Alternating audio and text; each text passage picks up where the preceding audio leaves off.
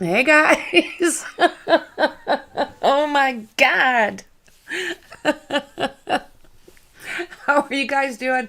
I was stuck. I haven't used this for a little while, this platform, so I was like all buggered up. So I have to see here, now that I've got that, it doesn't look like everything else is set up. That'll just be 2 seconds. How's everybody doing? Everybody good? Good Lord, Martha. There she is. Oh my goodness. Okay, let's see what else we got here. Can you guys believe it's been a year? Oh, technology. Oh, yeah, someone knows I'm on stream.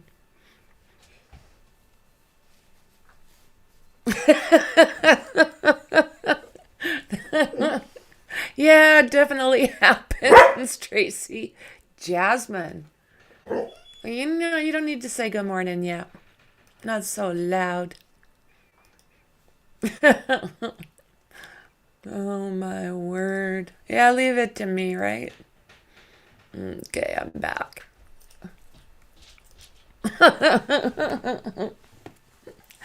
Oh my goodness, let's see here. There she is. Yeah, I haven't used this for a little while, so I was like, oh shit.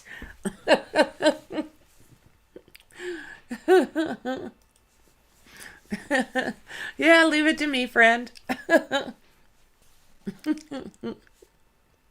Oh my God.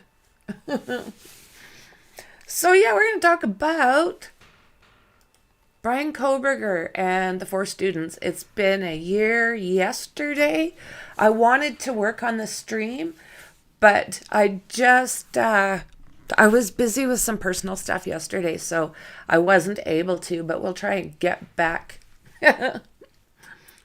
Yeah, back in the corner. You watch. You just watch. I'll go to the corner.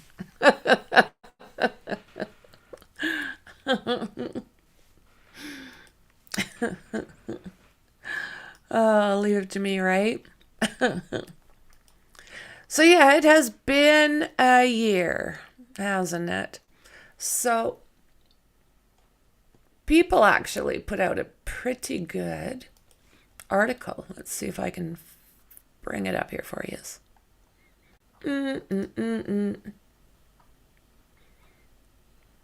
Show. There we are.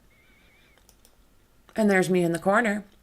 Or do I think I'm going to go for... No, I'll go over here.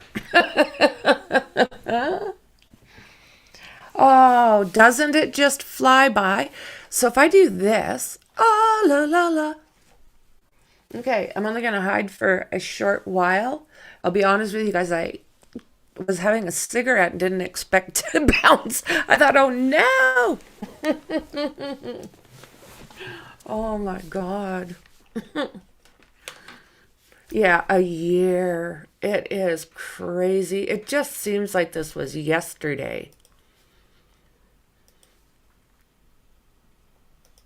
It really does fly by, Godmother Mexi. Mexi is now a what do you, oh my word, Mexi, what are you now?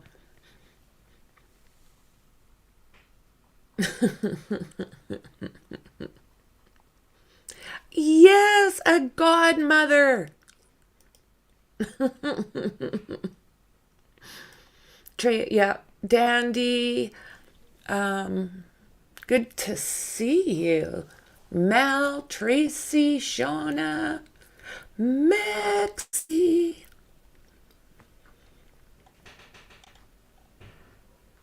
Oh, I just love that for you. It does. Can you imagine these families? Oh my word. While we're doing this, I'm just going to make sure no paperwork has come out. So I have opened up my Discord and I've started putting, if anybody wants any of the paperwork from the courts. I've started putting it in there for you. It's a $2 a month fee. Now, I'm not sure if that's Canadian or not. If it is, no, nothing new. If there is, I'll find out. I'll find out. Oh my word. Oh my word. Yeah, on Patreon. Yeah, you know me.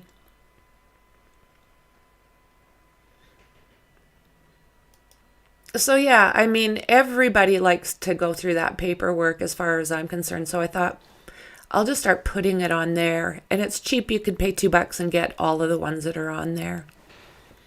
And I'm sure it would come out Canadian, which would be like, is it $1.69, I think, American. That's a really good question. Oh my God. That was funny. That was funny.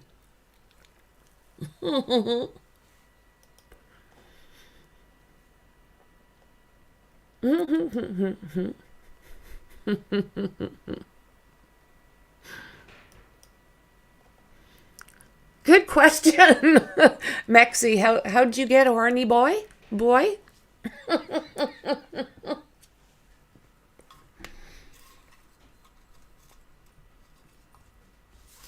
Yeah, that cracked me up. That was funny.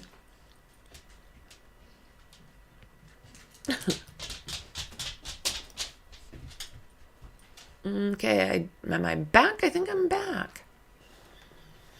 Okay, so yeah, it has been a year. So what everybody's talking about there is Discord friends. The Discord should be up to date in the description. And I've got a couple new follows in there as well. Oh, mate. Okay, sit down, ladies. Jazzy and Lizzie say good morning. Okay, I'll have a little bit of moisture and we'll get into this. Yeah, check out the Discord in the description. Check out Patreon in the description. TikTok. No, I'm not on. Well, I don't have it up to date. I've got it, but it's not up to date. Facebook, I'm working on again. And you can always find me on Twitter. Okay, so January 5th, 2023, Brian is charged and the probable cause affidavit is released. What are they doing? Lots of noise.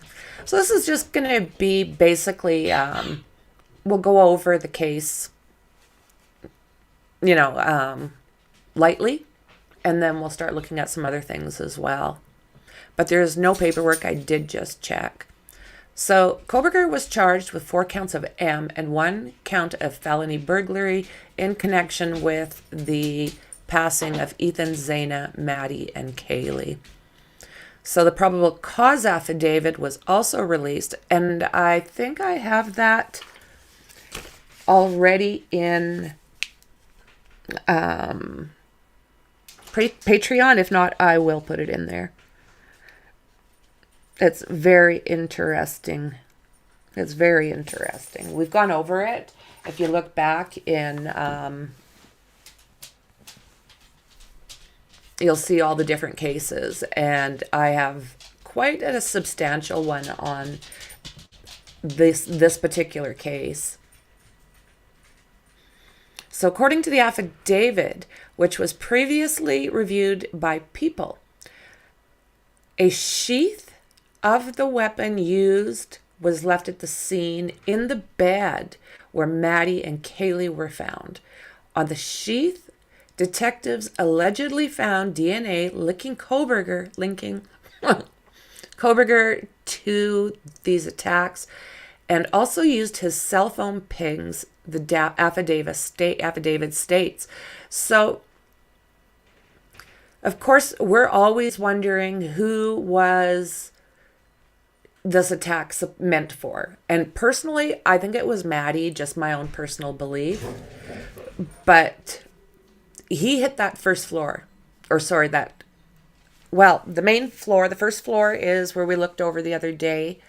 And the 2 bedrooms are on the bottom. So Bethany was in one of those. You go up the stairs, and that's where you have Dylan and and Ethan and Xana. And then if you go up the stairs, that's where Maddie and Kaylee were found. So like her dad said at one point, there was no reason for him to go upstairs, right? The only reason is if he was after one of those girls, in my personal opinion. So we know that this little dick is a vegan, which is interesting because both Maddie and Kaylee worked at a vegan restaurant. Probably the only vegan in the whole area, I would assume. Actually, cops asked him one time when they stopped him not far from the 1122 King Road and asked him what he was doing so late at night. And he said, they have better shopping here. What? I saw something pop up, a news update. I've been working on this all morning and I have not seen anything. But with that said, I'm going to look right now. One day ago, timeline.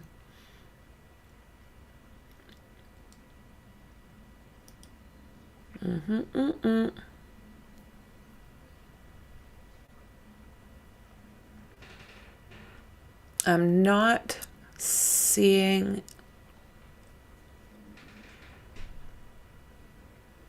I'm not really seeing much, friends. But if you guys find anything, feel free to send it to me and we'll take a look at it. So this sheath, allegedly this DNA was found on the inside of the snap. You know that little divot? It sounds like that's where Kohberger's DNA was found, which I find really interesting because it seems to me like the rest of that thing was wiped clean. I mean, there was nothing on it except for a little bit of DNA on the inside of that clasp on that sheath. So one of the surviving roommates also said they saw this person and described in the affidavit that he was a figure clad in black clothing and a mask who walked past her as he left the crime scene. Sorry, I'm stumbling.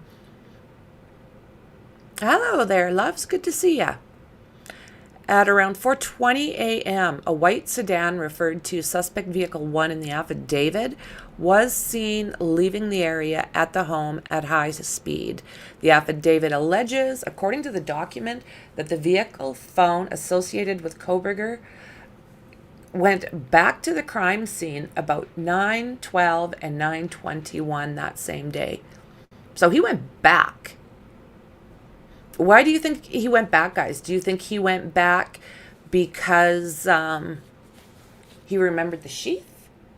Or do you think maybe he came back because he wanted to see if there was any action going on at that house? You know, he's probably seen Dylan, right? If she's seen him and she says that they made eye contact, so he would know that she was there. So was he coming back to attack her? Was he coming back for that sheath?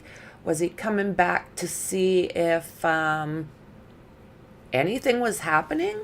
Because if that's the case, he had to have been pretty surprised because he would have known, allegedly, that Dylan's seen him. So I would imagine by 9:20, 9:30, he was probably a little confused if he did indeed see her as to why there was no action going on at that house. You know, we've all wondered the same thing, right? What happened for those 8 hours? So on a February 24th statement, a school website, University of Idaho president Scott Green said the school had acquired the home where these attacks took place and that the house will be demolished. Now, what I've heard, allegedly, is that the owner donated that house to the university. And last I heard, they wanted to put like maybe a little park or something in there, a memorial for the kids. But they're also saying through this past year, they've held on to that house because the jury might want to go through it. Like they did with, how come your lips are all wet? Like they did with the Murdoch, right? The house will be demolished, the statement read. This is a healing step and removes the physical structure when the crime that shook our community was committed. Demolition also removes efforts to further sensationalize the crime scene. We are evaluating options where students may be involved in the future development of the property. That's nice. Keep them involved.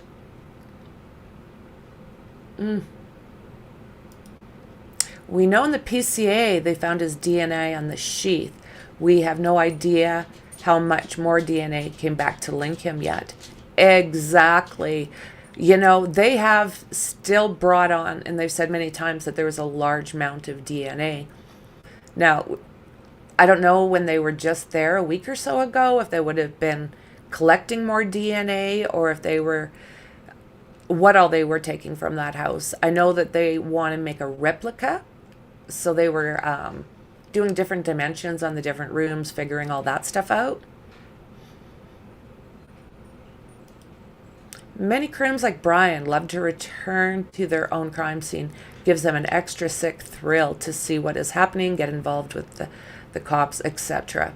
Yeah, 1000%. I agree. Oh, what are you two hoodlums doing? Mel, if you can drop it into Discord. Okay, Lizzie. Okay. Oh, their feet are soaked. I'll give you 2 seconds. I am so organized as usual. I've literally, my headphones, my big ones, were sitting in my dog food bowl here at the table. Oh, Zah. In some way good to demolish the crime scene homes, etc., but it never demolishes the memories. Sometimes I do wonder the whys, turn it into a positive place for the victims. You know, and I think that's probably what's going to happen. I think they're just trying to find the proper time to do this. Right? That's my thought. So on May 22nd, 2023, not guilty pleas were entered for Brian Kohberger. Now, we covered this back also, so it's also in the playlist on YouTube. According to reporters in the courtroom, not guilty pleas were entered for Kohberger during his arraignment after he stood silent, meaning he exercised his right to remain silent. Really, the only words that we've heard from this little dick is, do you understand? Yes, Your Honor. This? No. This? Yes. We've heard like 1 or 2 words. That's it. June 2023, prosecutors announced they will pursue the DP. In the weeks after Kohberger's arraignment, prosecutors announced they will pursue the DP, alleging that Kohberger exhibited utter disregard for human life. So, yeah, 1000%. If this is him, yeah. This is the only state that has also brought back in the... yeah, that's me. They've also brought in, what is that called now? The shooting squad. Jesus. Obviously a fibro moment, right, guys? With all the stuff that's going on in the back, I'm dealing with, so my head's even going to be a little flightier than usual. August 2023, Brian Koberger waives his right to a speedy trial. And since he has done this, it has literally screwed up everything as far as the trial goes. Like, his lawyer knows what she's doing. So yeah, waives his right to a speedy trial about 2 months before his highly anticipated trial was supposed to begin. Koberger waived his right to a speedy trial, which postponed the trial indefinitely. A new date for the trial has not been set up at this time. And this is the problem. You know, these poor families. On October 18th, 2023, demolition of the house is paused. After the demolition of the house was first paused in July, it was supposed to be set for October 18th, and then they postponed it again, but did not give a reason behind that particular decision. But again, I'm sure they're wanting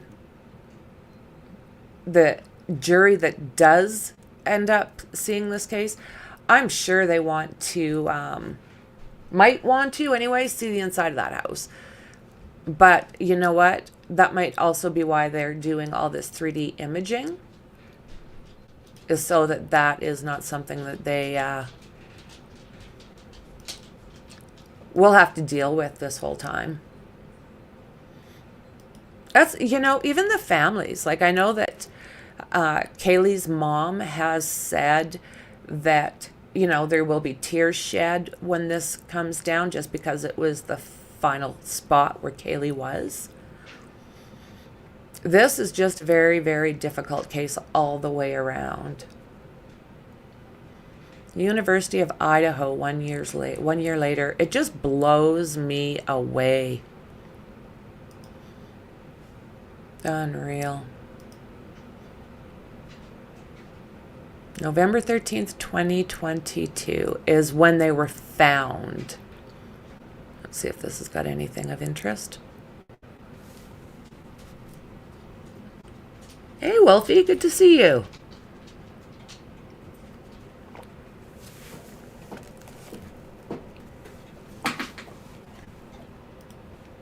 Since the University of Idaho murders, a campus vigil is planned for tonight to remember the 4 students killed at that off-campus house, while the man accused awaits trial. Kayna Whitworth has been covering the story from the very beginning for us. You know, we talked about this yesterday. Hi, Melissa. We talked about this yesterday, about how everyone's going to feel once this is said and done. We talked about Kaylee'S family just peeved that he's coming in all, and he looks arrogant. To me, he really does. And that he's coming in what looks like a tailored suit. Yesterday, someone was saying in chat that they, or maybe the day before, they were saying that the defense can ask for that. So I guess that's probably what has happened. Because I've never seen anybody, I mean, they're feeding him his vegan meals. I've just never seen such a thing. Good morning again, Kayna. Yeah, Lindsay, good morning to you. It's been an incredibly difficult year for these families as they grapple with the past year, while they also struggle with a lengthy and uncertain legal process. But one thing is for sure in the eyes of Kaylee Gonzalez's family, today is not an anniversary. I spoke with her father, Steve, who said it's certainly a day of remembrance, but not one that they ever looked forward to. Now, the University of Idaho is holding a vigil in Kaylee, Maddie, Xana, and Ethan's honor. I never thought about that. And the word anniversary when it comes to this type of thing. Maybe that is offensive.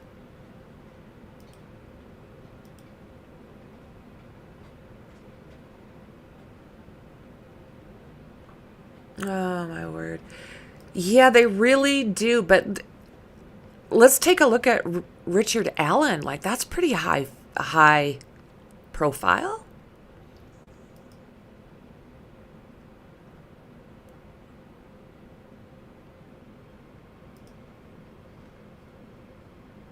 Matthew Nodell is the forensic expert at this point.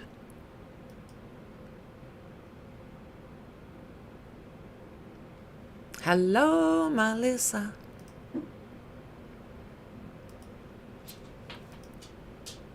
Honor, and they also ask members of the Vandal community to leave their porch lights on tonight.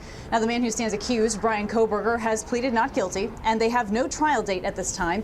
DNA evidence remains the linchpin for prosecutors who are expected. Like, that's an arrogant look right there. Evil eyes still, but still looking pretty freaking arrogant in my mind. To hand over additional DNA materials to the court by December 1st as the judge decides if Koberger's defense will be granted all the discovery they've been asking for.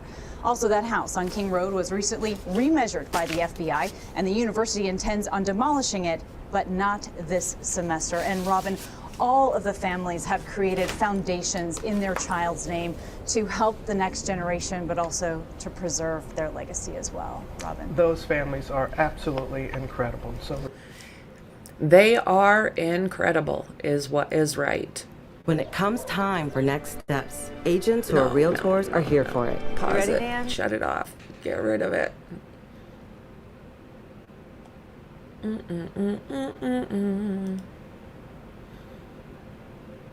Heartbreaking. In a full year. Oh no, you're right, Mel.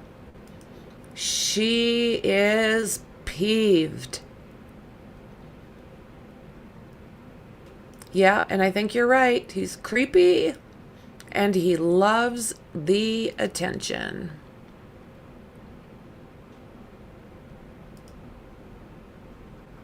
Yeah. Sadly, he seems to be enjoying this, doesn't he?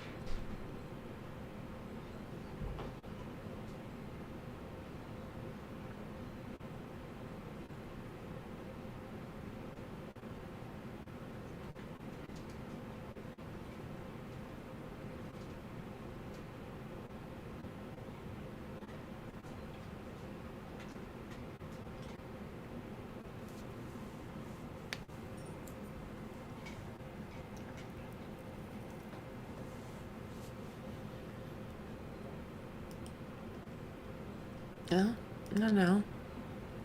No, OJ. Close.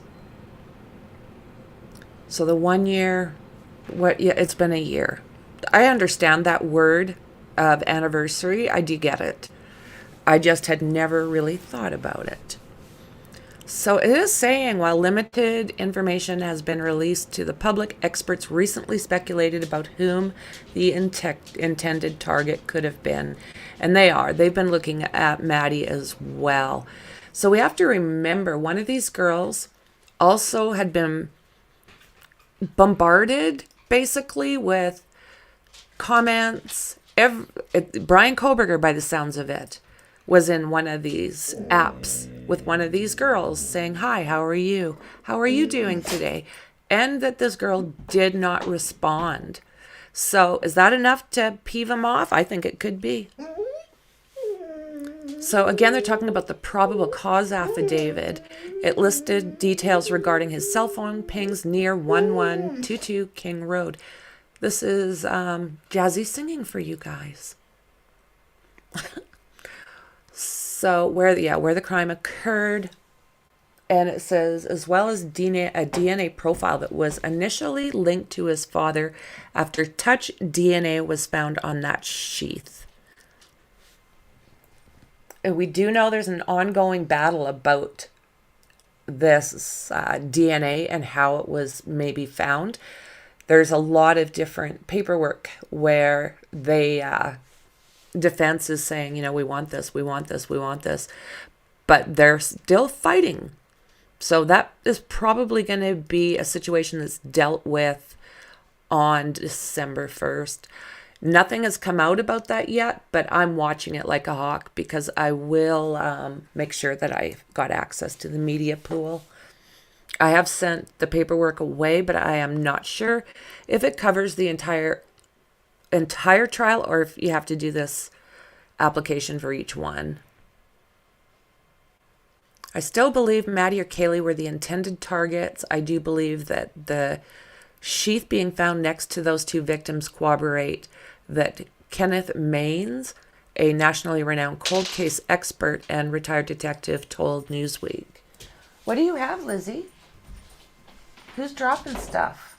That sounded like one of my rocks. Do you have one of my rocks? Stay here. Oh, Jazzy. Where are you getting all these from? Stay out of there. You okay, Jazz? She stuck her finger. Are you okay, my Jazz? She burnt her nose. Where are you getting all these from? I have no idea where she's getting all these little things from. Okay, guys. Thothori. Let's do this. I'm glad everybody understands about all of my fur babies. Okay, so let's see here. Kenneth Maines. Okay, so he does have a YouTube channel.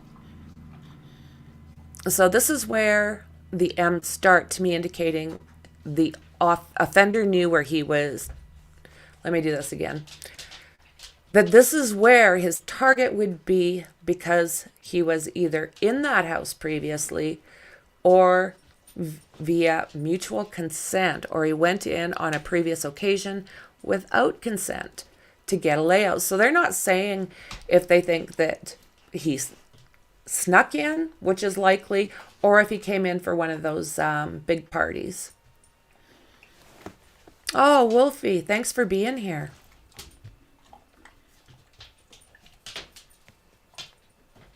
So yeah, I think he may have been in that house. So they're also saying that he could accomplish this by peeping and scouting the house from the outside.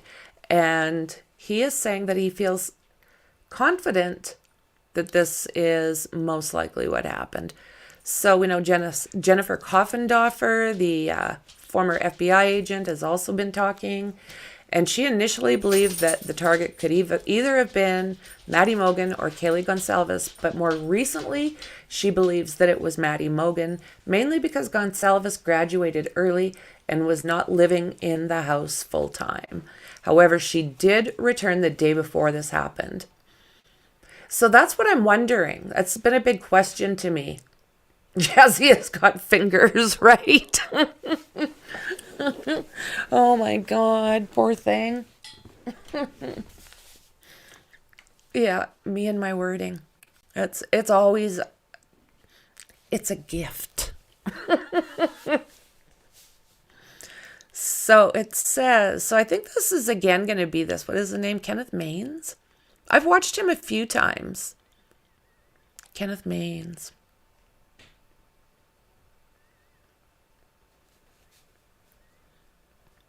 So yeah, I think this is Kenneth Maines that is saying this, that I don't think Koberger conducted enough surveillance.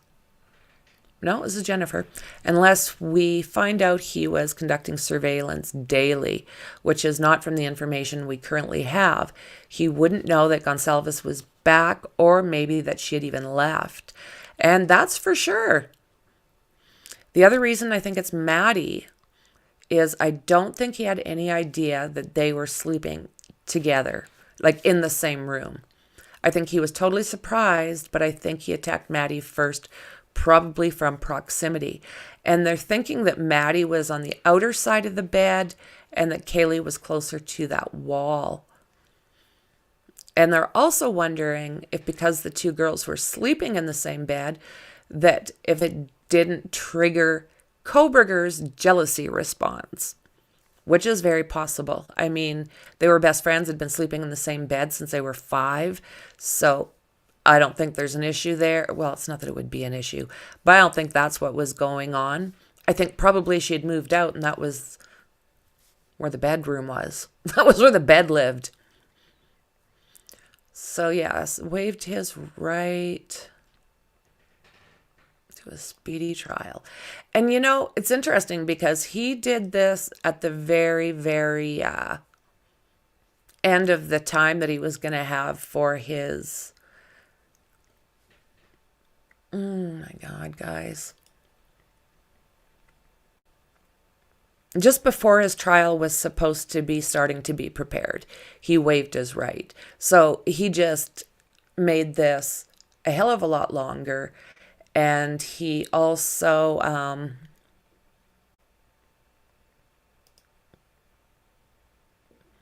sorry. Yeah, there's maybe more than one reason why he went a little bit crazy on the upstairs floor. But how do you really get into a mind of someone that's this bent? You know what I mean? I think you need a lot of training and specialty training. And I still don't think you would have any idea why somebody would do something like this. You know, everyone says incel, incel. But yeah, he's still a messed up guy. Like, I don't care what you title it. He's just gross. In my personal opinion. I wonder, did he think that doing this was going to get him dates? Good Lord, Martha. Okay. Let me see what y'all are talking.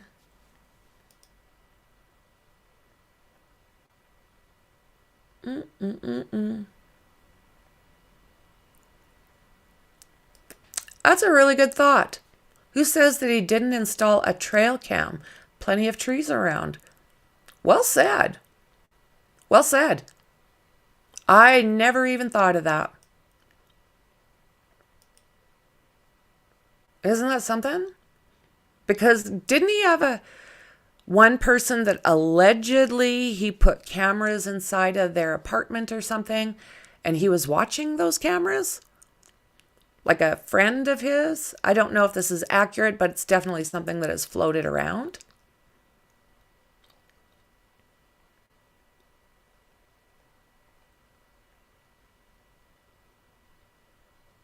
Ah, you see? Some of those you need to get an SD card out to see, hence 12 trips to stock them. Well said. Yeah, that's not something that I've never really thought about that. Isn't that interesting? Okay, so a year after their daughter's passing. Lordy, help me. The parents of Idaho victim Kaylee Gonsalves are speaking out about their frustration with the justice system and the support that they've received from their community and around the whole world. So before I get into this, if you're new, don't forget to subscribe.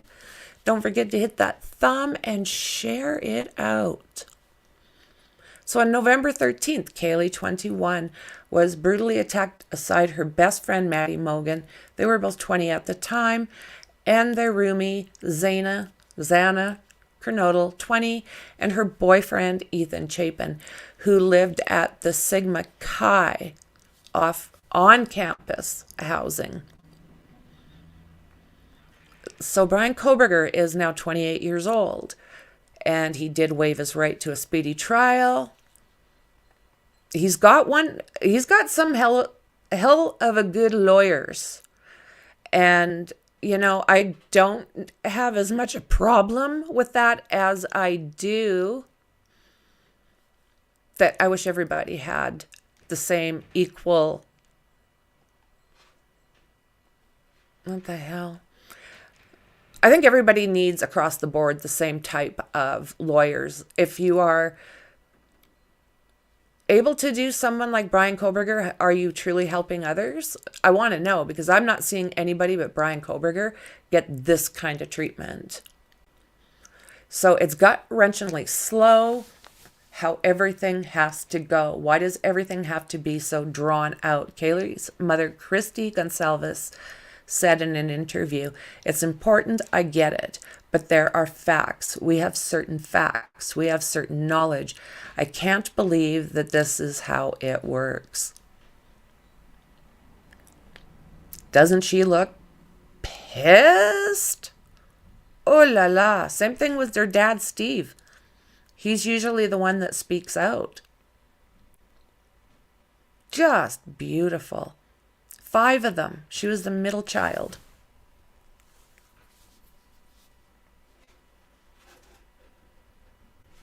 This is beautiful, this picture. Damn.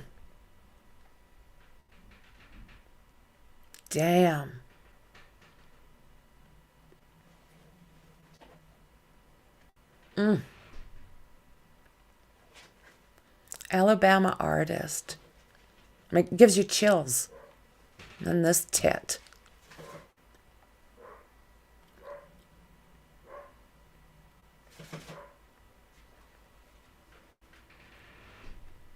Even today, people are like, "Oh, Christy, we got some progress."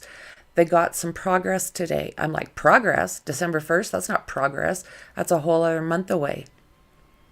Kaylee's father, Steve Gonsalves, has previously said that his daughter was stuck in the bedroom because of the layout. So yeah, they're saying that she was on the closest to the bed or the wall. He said he's not going to just sit back and pray his family gets justice, but expressed his support of investigators. There are some people who have never even get to find the person who did this. There are some people who never even get to find the person who did this. We think that the police department, Moscow, the FBI, I'm still learning about what they did and how they put things together. It's amazing the resources we're able to have. We'll do whatever it takes as a community to get this person taken care of so we can all move on. That's interesting, taken care of. The parents said they have received an outpouring of kindness and support from the community and around the world.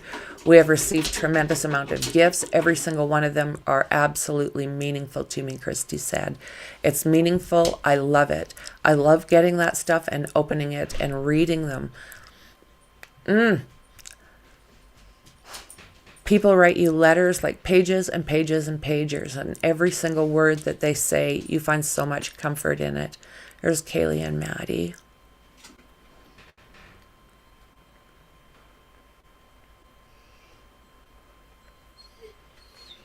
So this was taken just before everybody dispersed and did whatever they planned on November 13th.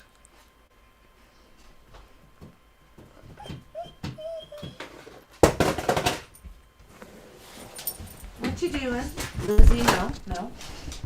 Oh my God, guys. They're out of control.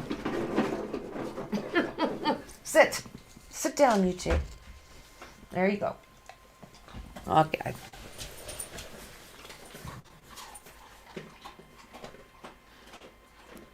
So most recently, they have said that Kaylee was on the inside, and they've also said that Xana was probably on the opposite side of the bed, kind of hunched over. And that's probably why you see all that stuff coming outside of the house there. One gift they received was a portrait of Kaylee being embraced by Jesus from an artist in Alabama they never met. Kaylee's parents say find great comfort in the art. Steve said it's medicine in a way. There's just no right way to do something like this. It shouldn't be something a family should ever have to go through, Kaylee's father said.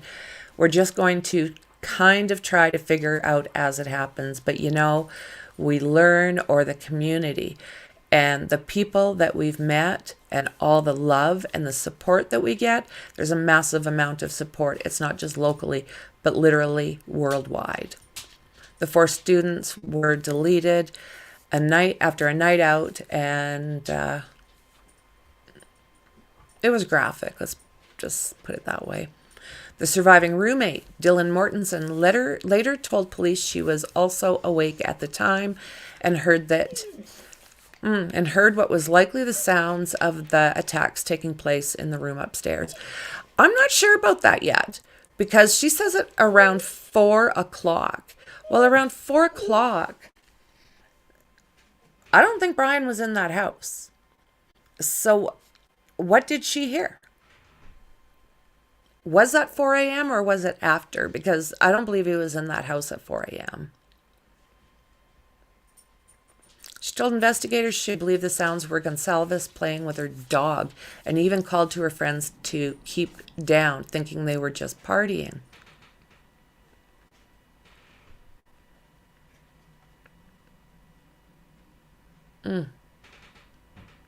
Rest in peace. Isn't that horrible?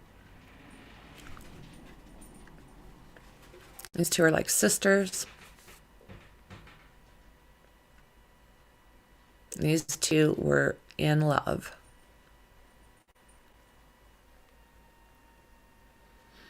Koberger was arrested at his parents' Pennsylvania home almost 2 months after the quadruple deleting, after matching his DNA to DNA found on the button of the sheath discovered under Maddie Mogen.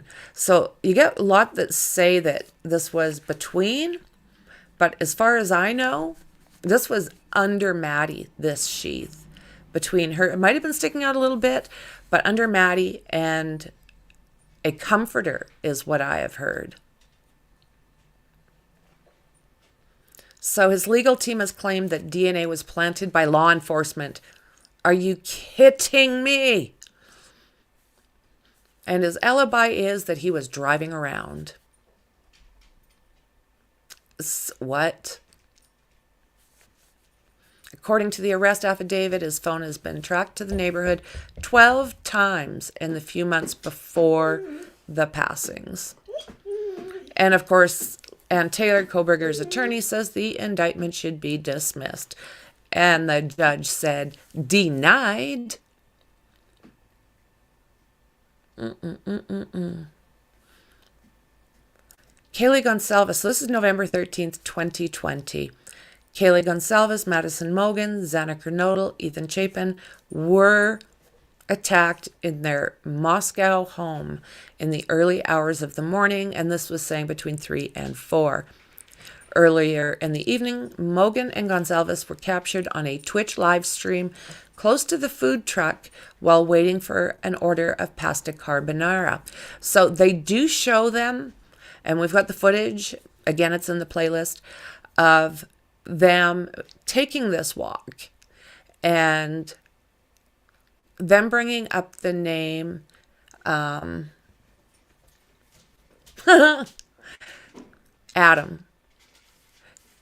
What did you say to Adam is a question that Maddie said to Kaylee, or so that Kaylee said to Maddie, and Maddie said, I told Adam everything. They were also walking down the road. They weren't alone on their way to the grub truck is what it was called. They also had Jack DeCoeur, and he was allegedly, Jack DeCoeur is the boyfriend, Jack. It'll come to me, friends. Okay, Jack DeCoeur is the boyfriend that they called like 7 times between 2:26 and 2:44. Her sister Olivia added. Okay, so what did you say to Adam? So this is the guy this Jack that I'm talking about is the one that you can see at the grub truck kind of acting, I thought, sketchy in the background.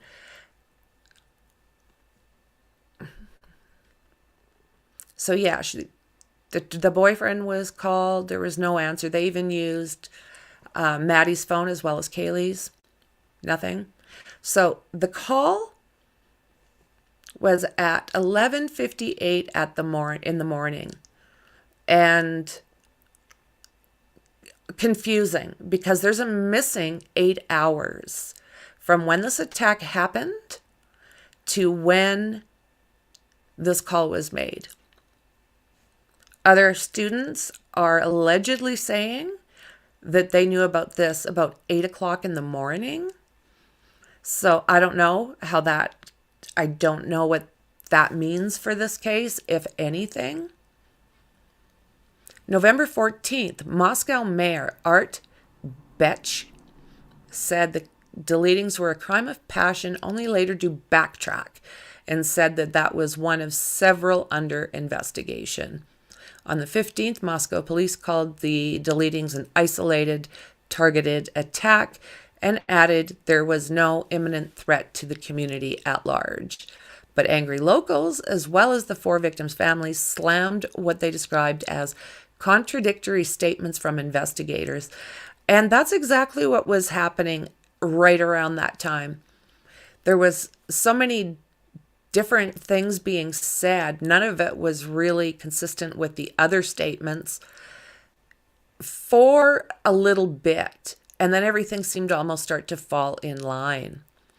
November 16th, Moscow PD Chief James Fry disclosed the fact that 2 roommates at the home survived. And when he says survived, it means they were not attacked. He said there was no sign of forced entry, but refused to say who made the 911 call and why it had been made an estimated 8 hours later. Fry angered locals by backtracking on an earlier claim that there was no danger to the wider community, and he just started saying, please stay vigilant. The 17th of November, these deletings are officially ruled homicides by a weapon. So this is when actually Latah County Coroner Kathy Mabbitt started talking. And, I don't think anybody was really pleased with what she was saying. So she said all 4 victims were likely attacked as they slept, and each had multiple wounds. So I don't know why she would say that, because we do know that Xana was getting a delivery of food. And that was right around 4 o'clock when allegedly Kaylee'S said, there's someone here. Now, was that the food that was coming by DoorDash is what I guess it's called? By DoorDash? Or was this something starting to happen earlier than the time that we're given now? So distressingly, some of the victims were found to have defensive wounds, suggesting they woke up while being attacked, but there was no signs of SA. So, whoa, Jazzy Mom.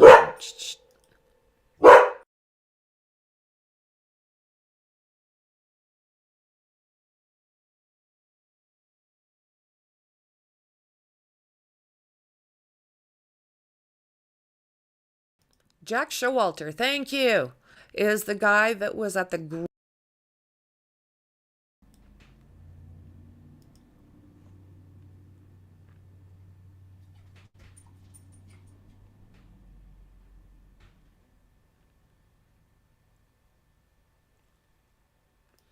Yeah, there's been a lot of lies to the public and pretty shady. I agree. I don't really understand a lot of the things that they've done.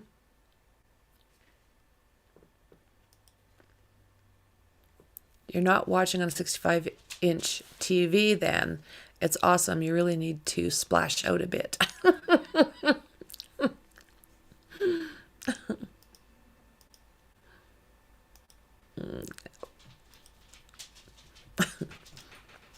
So the Sunday, November 20th,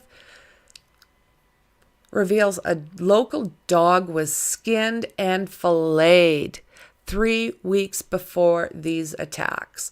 So in one live stream, someone popped on and said that all of this stuff had stopped when he was locked up, because we know that there was some peeping issues that were going around.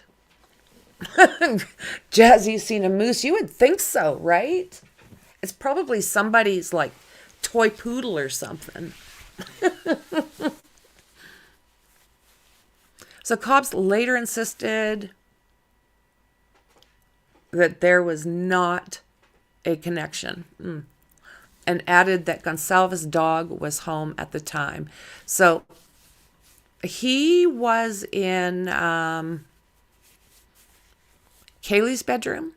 So they do believe that he possibly took a peek in that room, no one there, and then went into Maddie's. They're thinking. 22nd of November, cops admit Gonsalves had been followed around the supermarket about a month before, but they were unable to verify claims that she had someone following. 30th of November, Kaylee's dad, Steve, and his daughter and friend Maddie Mogan had been, talking about the girls sleeping in the same bed when they were attacked. Latah County prosecutor claimed that one of the victims was undoubtedly targeted.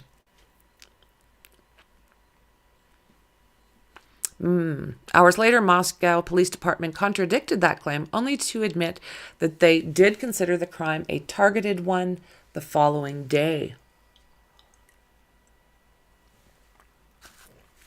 So 6 people are ruled out as suspects. So the man talking to Kaylee and Maddie at the food truck, and that was Jack Showalter, a driver who took them home, which sounds like this was a sorority or a guy from, I think it was Ethan's area, or I don't know, what do they call that place, like dorms?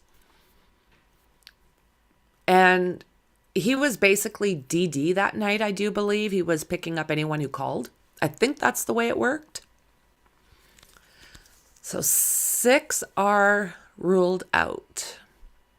The ex-boyfriend, someone who had moved out of the property several months earlier, and Jack Showalter.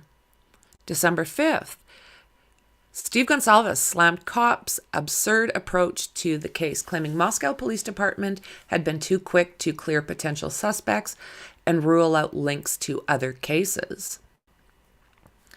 December 7th, cops made their first appeal for a white 2011 to 2013 Hyundai Elantra that was spotted at the crime scene around the time of these attacks. So we now know that we can see that white vehicle go from Brian Koberger's, his cell phone went into airplane mode or was turned off when he was leaving his house, drove to the next town over, which was Moscow, Idaho, went in, and he's caught on cameras as he goes in, drives by that house something like 4 times. They've got him. They show him back. They show him all over the place. So I guess that's why he had to come up with his just driving. December 12th, Steve Gonsalves reveals Kaylee had big open gouges. He branded cops cowards for not sharing more information and said his daughter's wounds were more severe than Maddie's. And we've heard that for quite some time, haven't we? Now, this is where people were bringing up the jealousy issue if he was an incel, thinking he possibly was attacking Kaylee more, harder, worse, because he got jealous. I don't know. So Gonsalves' family lawyer later clarified that the Adam in question was the bartender. December 27th, more leaked footage shows Gonsalves and Mogan inside the Corner Club bar in Moscow shortly before returning home. So yeah, they show them actually having a drink. They were standing up, and the boyfriend, Jack, was sitting at a table and the girls were talking to them.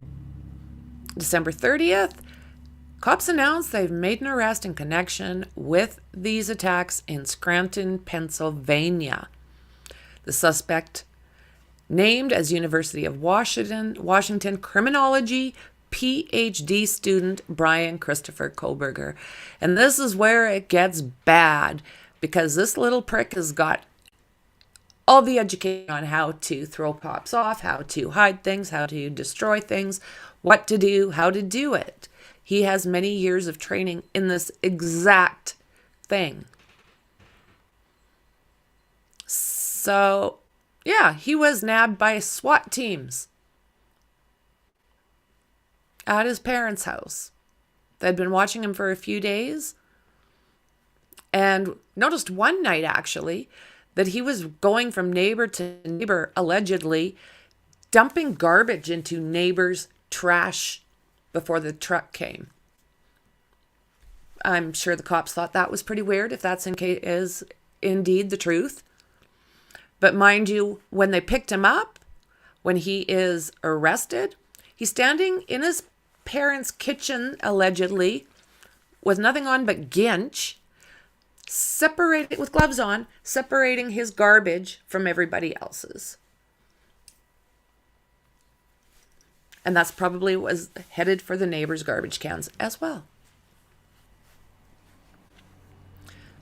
Okay, so on the 5th, Kohberger is extradited to Idaho from Pennsylvania and appears in the Latah County Court for the first time. And we've all seen that. He faced crying family members of his alleged victims as he remained silent during the hearing. January 12th, Ann Taylor is now Kohberger's defense attorney, and he waived his right to a speedy trial.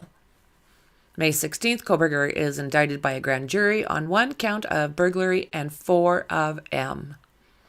The indictment means a preliminary hearing planned for June is canceled. May 22nd, 2023. During a plea hearing, Kohberger stands silent and refuses to enter a plea. A judge overseeing proceedings in Latah County District Court enters the not guilty plea on his behalf. 26th of June. Prosecutors announced they are intending to seek the DP. Firing squad, that's what it's called. They now have a firing squad in the state. They are having problems getting the juice that they put together for the unaliving through lethal injection. I want to see him. If he's guilty, bring on the firing squad. I'll get my, I guess I'd need citizenship, right? In order to be there. State said that this attack was especially heinous, arduous, atrocious. Good Lord, Martha, you see what I do? Or cruel, manifesting exceptional depravity, and that the defendant showed utter disregard for human life. So, on August 24th, Kohberger waived his right to a speedy trial, canceling his trial date of October 2nd. Yeah. He's just a peach. He's just a peach.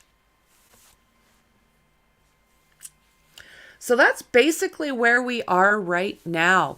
We're waiting for a date to be set. And as far as I know, the cameras are going to be in there. And I know I don't do a lot of trials, but Richard Allen and this POS are 2 that I will be doing my best to be covering. You know, just horrific. Just horrific. So, guys, guess what? It's that time. That's all I've got right now. If there's any more updates, trust me, I will be on it. So, guys, enjoy the rest of your day. I don't think I'm going to be back on today, but one never knows. So with that, I appreciate you guys. I'll see you in the next one. Bye.